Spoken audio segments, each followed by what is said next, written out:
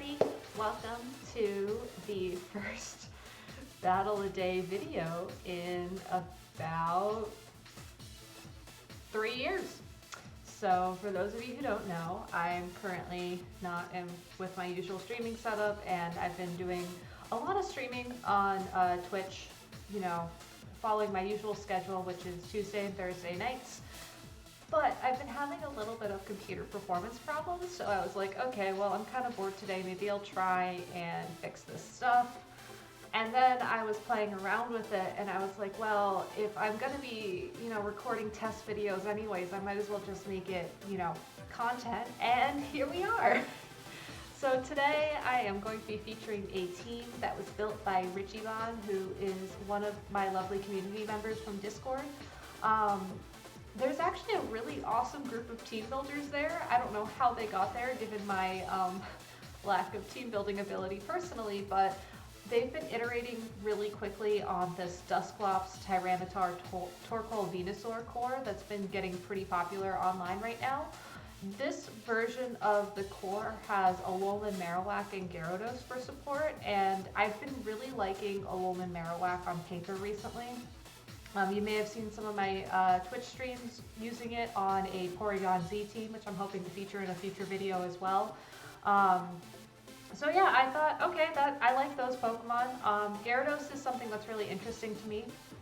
I think that Gyarados was doing super well towards the end of Series 4, especially after the Galarian starters got their hidden abilities, thanks to Pokemon Home.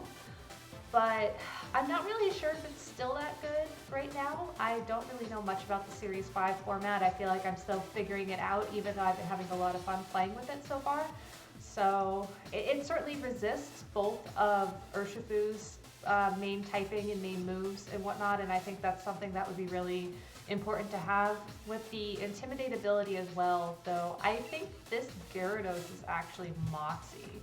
And this would be where I would normally pull up the code so that I can see it on my laptop. But, okay, here it is. Yeah, it is Moxie. So no Intimidate, but that's okay. So I think this team's going to be pretty good on paper, and I want to see how this matchup is going to break down against... Oh, okay. Well, this is kind of funny because the other team I was debating recording for this video had a Cobalion on it. It wasn't a rain team. This was also built actually by Richie Von, but it was like these 4 Pokemon down here plus a Cobalion and something else, and I was like, I'll save the Cobalion for later. I'm more interested in the Gyarados, but here we are. So the benefit to this team, especially in a rain matchup, is that I have 2 forms of weather. I have both Tyranitar and Torkoal.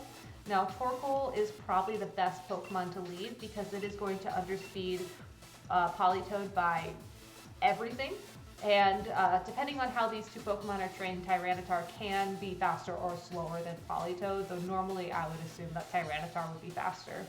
So starting out with Venusaur Torkoal as a lead, I think is a really good sort of like strong start. Plus, looking at my opponent's team, they also have Porygon 2 and Alolan Marowak, which usually indicates some sort of like Trick Room preference by my opponent.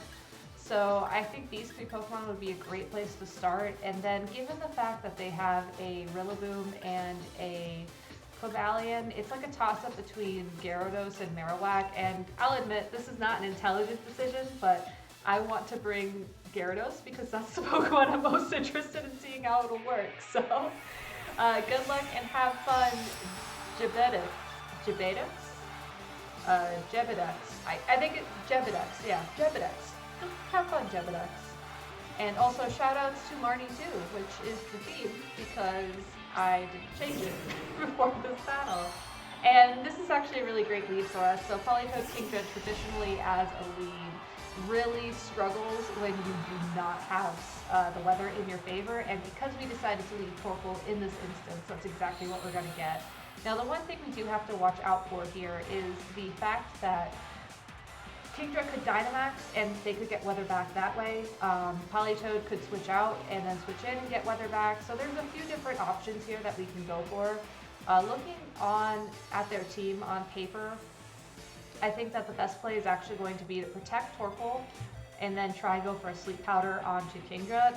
The Torkoal Protect was kind of an over prediction on my part. I wanted to play it extra safe, and my opponent recognized the Sleep Powder threat by switching in the Rillaboom. So ultimately nothing gained here, potentially nothing lost. It's always possible that Politoed would also switch out and not go for a Ice type attack against the Venusaur like I was just about to say, but hey, it's all good. It's all good because we're in a decent spot to try and maneuver still this upcoming turn. We have to be aware of the potential switch in by Politoed, and because of that, and because of the two Pokemon I have in the back, I'm actually going to try and send in Gyarados right now. And I'll keep in the Venusaur and go straight for a Sludge Bomb into the Rillaboom. Now, if my opponent was worried about this, what they could do would be fake out Flare Blitz into the Venusaur spot, which is probably something I should have respected a little bit more. But, yeah. I mean, sometimes when you're talking through your moves, you just say the thing that you should be aware of after you click the buttons, and that's just how the game is played. It's alright. We can go ahead and get T-Tar in at least, and go for the Dynamax onto the Gyarados, and I think as long as we start using Max Airstream to get a speed advantage for when Politoed Kingdra comes back, we'll be in a decent spot. A decent spot. Now, I'm going to start by talking about what I think my opponent's going to do, so I don't out-predict myself again, I guess. So, you know, Airstream will be super effective against the Rillaboom, but more importantly, it will boost the speed of these two Pokemon, and I think following up with a Rock Slide is a fairly safe play. Now, Rock Slide can miss the Marowak, and if it does miss the Marowak, it's most likely that Tyranitar is going to have to, unfortunately, weather a Bone Meringue, but overall, not a bad position. The one thing I'm not sure about with this Tyranitar is how much damage it would take from a potential Grassy Glide, and I'm also not sure what my opponent is thinking of in terms of their Dynamax target. If I were them seeing the Pokemon that I've brought, I mean, they've seen all four of my Pokemon now, just like I've seen all four of theirs. I think the Rillaboom would actually be a really good Dynamax target. It could certainly deal enough damage with these things, and he still has Politoed in the back to take out the Torkoal later on. But it looks like no Dynamax, instead just going straight for that Grassy Glide. We do take that, bless. I honestly wasn't sure, that would have been really bad, but it's okay. So, the combination of the Airstream and the Rock Slide at this point, thanks to the Weakness Policy boost, is definitely going to be a KO onto Rillaboom because we just got the KO automatically with Gyarados, so cool story. Cool story, fam. So, Rock Slide? Do we just cross our fingers that Rock Slide doesn't pull a miss on us here? I hope it doesn't, because I would be very sad if it did. Okay, we're good. So yeah. So even though it was a bit of a rough start, and I sort of outplayed myself a couple times, it looks like my opponent is not only going to be forced to send in Politoed and Kingdra as their last two Pokemon, because we know that's what they have in the back, but they're going to be forced to Dynamax the Kingdra. And here is why that is the case. As much as I love Politoed, I would say a majority of Politoed right now in the format are only running supportive moves. And because they're only running supportive moves, that means you'll maybe get a Max Geyser, maybe get a Max Hail Strike, but that's it. You know, the last two slots are most likely Helping Hand, maybe a Protect or something. It's really hard to say. So I am very curious to see what this Kingdra is going to do, and I think even though it's tempting to go for the super effective KO onto the Politoed, I think another Airstream followed by another Rock Slide is honestly the best play here. At +2, I would hope that the Tyranitar could outspeed the Kingdra in the rain. I think it's going to be close. Yeah, I think it's going to be close, and the bigger question right now is whether or not +1 Gyarados can outspeed Kingdra in the rain, and that one I'm not really sure about either. So, the good news is, with this Dynamax, we can start watching the rain turns kind of tick down. We can also start... It's going to be a little bit weird, because if we lose Tyranitar here, we'll start the turn off with rain. active or not active on the field since we'll be sending in Torkoal. But then Kingdra would be more than able to reset it using something like a Max Geyser. And it does look like it is faster. So given the helping hand, it's definitely overkill for the Tyranitar. Just as a heads up to my opponent, I guess. I think he would have been much better off targeting the Gyarados and then following up with a Scald or something onto the T-Tar for the KO there, since Sand isn't active, Rain is on the field, and therefore Tyranitar's special defense is not that good. Plus you were already below half, so just a little optimization there to make with Politoed Kingdra. But we are at +2 now, and it also looks like Kingdra is within KO range of something from this Gyarados, which is good. The big threat, though, is still having this like 2-on-1 situation. And it's very, very possible that Kingdra goes for the max guard here. And even though this play is going to seem very strange, because actually no, you know, let's just protect Torkoal. I'm pretty sure Max Geyser will KO through the Protect, but I want to make sure that Politoed is gone, so that way Gyarados can take the one attack from the Kingdra, and then fire back something for the KO.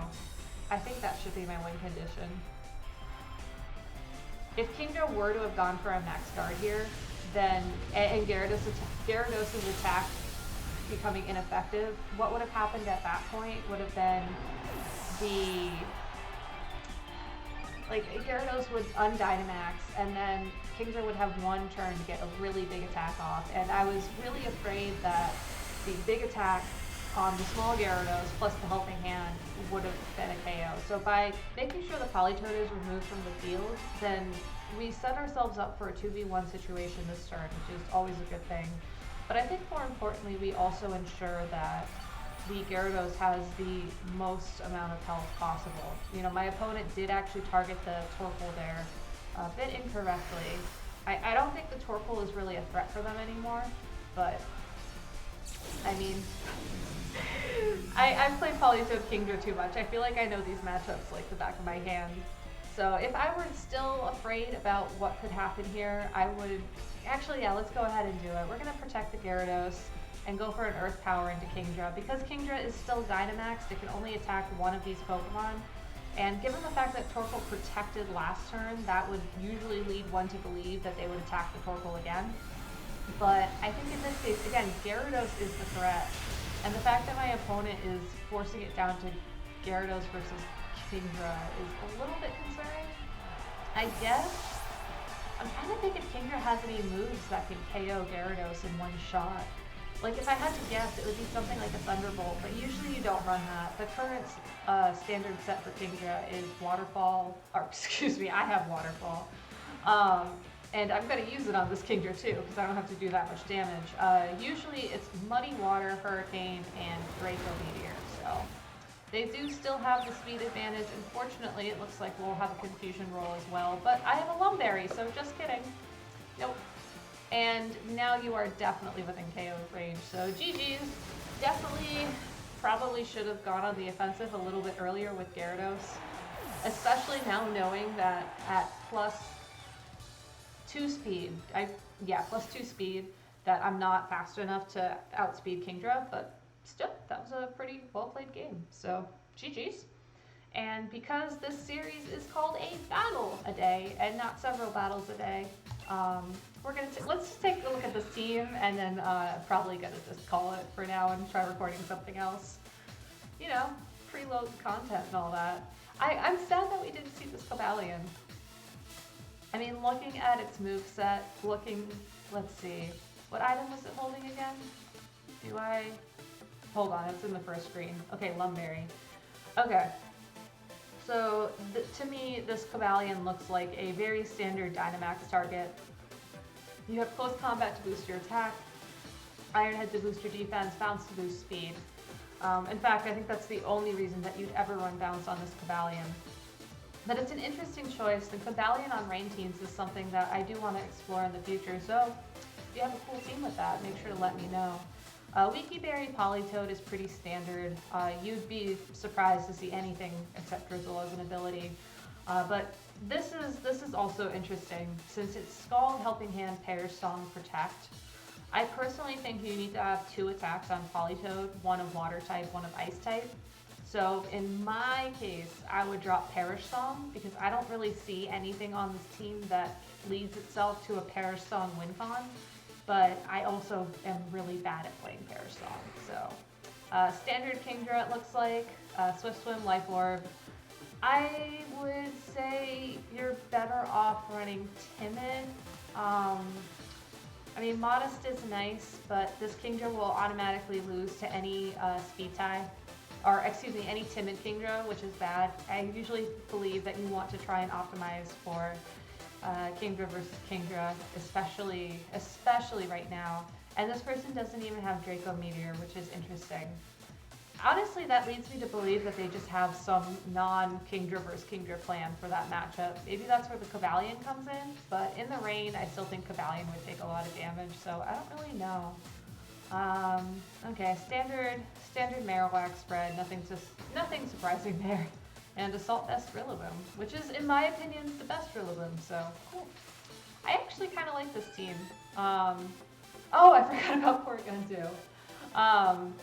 Yeah, the Porygon 2 actually does seem a little bit weirdly placed. I can understand why you need something to reverse Trick Room, but at the same time, I don't know.